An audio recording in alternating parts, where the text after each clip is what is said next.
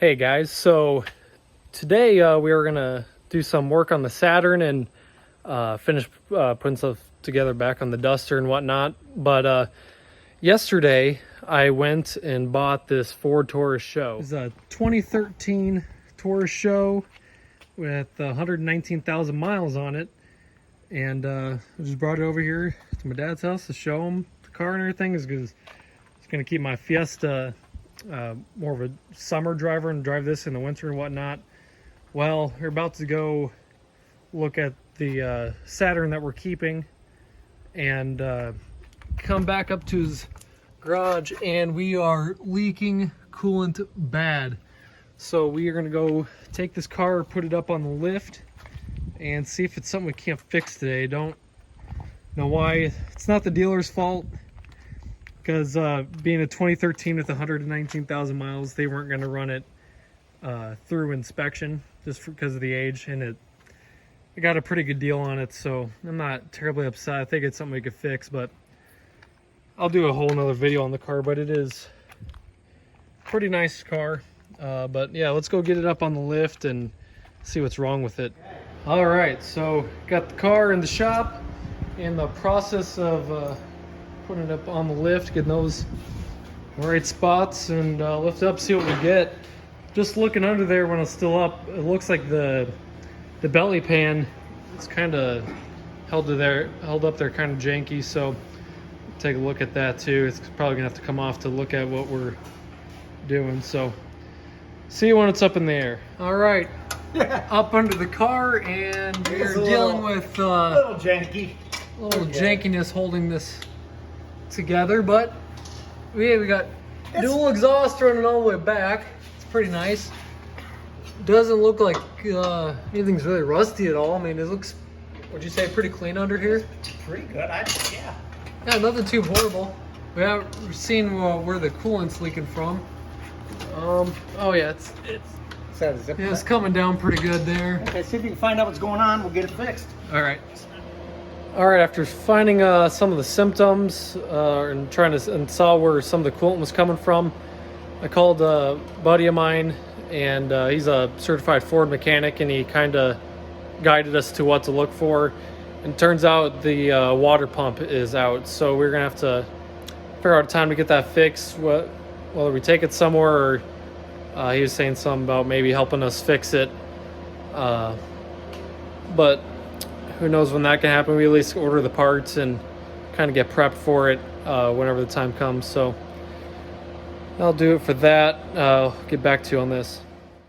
All right, morning guys. So today starts the project of replacing the water pump and timing chain on my Taurus SHO. But before we even get started with that, we have to install a new horizontal surface. A new horizontal surface to put all the parts on, because all the other ones around here are already full of stuff. So unfinished project, but yeah, we got to get this one done. So hopefully a couple days we're done.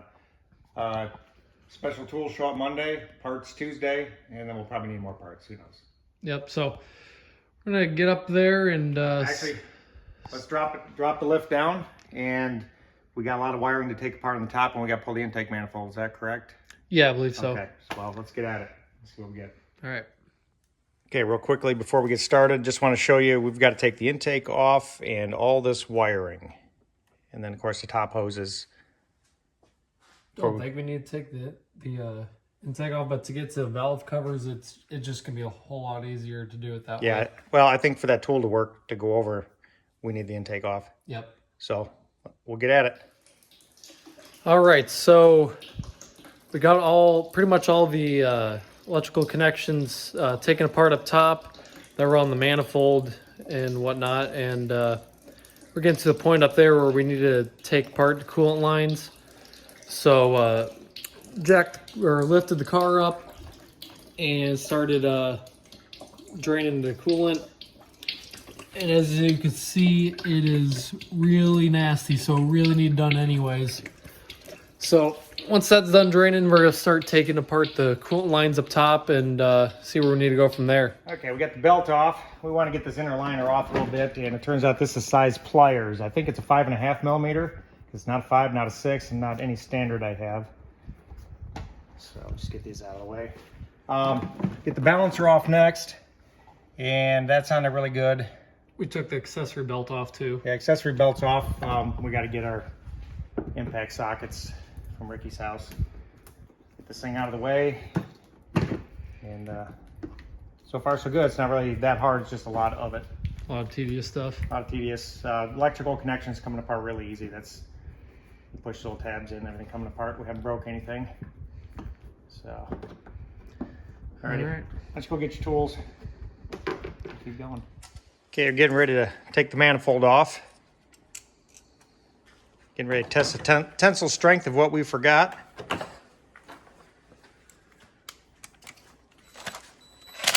We're coming with that balancer. Struggling with it. My puller won't adjust, so I'm modifying the puller. You've got, for the most part, the radiator hoses off, and so we believe we got everything. All the wiring, yeah. All the wiring disconnected.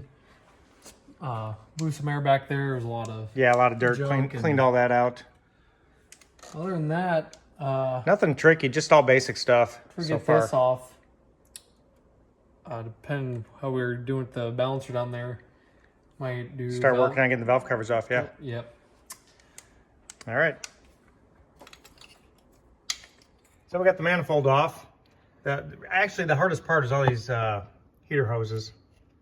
And it looks pretty grimy down. Yeah, the valves are disgusting. Yeah, I don't know if you can shine a light down in there, but yeah, it's almost like the camera doesn't do it justice.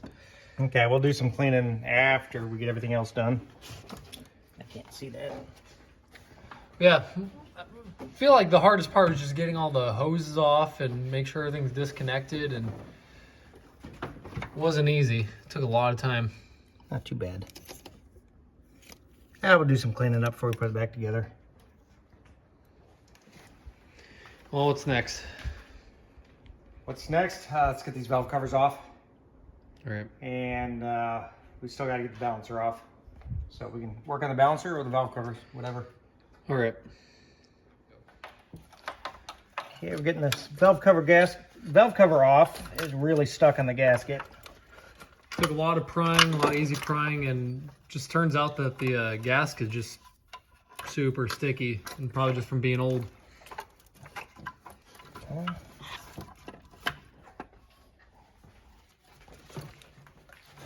Still hung up. It's still a little bit. All right. Put this down and then come back. Yeah, the engine itself looks clean. Not a lot of varnish. It's got a nice valve cover gasket. One solid piece. We'll get a new one though. Yeah, because just prying up on it probably maybe damaged it. Yeah, we'll get new gaskets. All right, now we know how to do this side. We'll get the other side.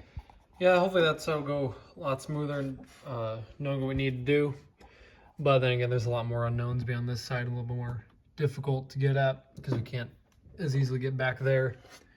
But that's probably going to wrap it up for today of what we're going to do because we were at it all day. Probably got 6 hours into it. Yep. Overall, not bad, just tedious work. All right, I'll do it for now. I'll see you in the next one.